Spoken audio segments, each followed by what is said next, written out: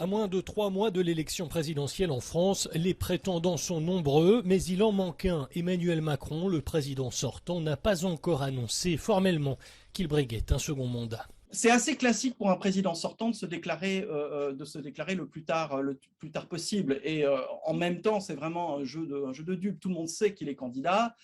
Ses partisans font déjà campagne pour lui. Donc finalement, c'est un peu un faux problème. Et il y a aussi, il est dans une situation compliquée. Il veut rester le président le plus tard possible et pas être le candidat. À partir du moment où il sera le candidat, les règles vont être différentes pour lui en termes notamment de comptage de son temps de parole dans les médias. Et donc, c'est tout à fait à son intérêt de se déclarer le plus tard possible.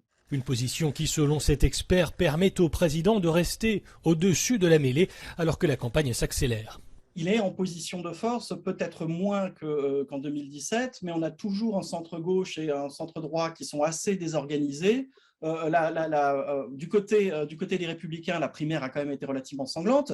Alors, Madame Pécresse, elle n'est plus contestée dans son autorité de candidate, mais après un bref sursaut dans les sondages, elle reste quand même à des niveaux relativement limités. Et quant à gauche, c'est la division, c'est la bérésina, avec, il faut bien voir que le PS était au pouvoir jusqu'en 2017 et que la candidate du PS aujourd'hui, elle est à 3% dans les sondages. Donc, d'une certaine manière, oui, M. Macron joue sur du velours. Il est le seul candidat qui est assuré d'être au second tour et il bénéficie à la fois des divisions de la gauche, mais aussi des divisions de la droite et maintenant même des divisions de l'extrême droite, ce qui est nouveau, puisqu'on a M. Zemmour qui vient contester un petit peu l'autorité de Mme Le Pen et qui va surfer un peu sur la même clientèle politique. Emmanuel Macron multiplie pourtant les signes à destination de ses électeurs, comme récemment ces mots très durs à l'encontre des non-vaccinés dans une interview aux Parisiens. Des propos destinés à plaire à sa base, réputée pro-vaccin, mais qui ne sont pas du goût de tous.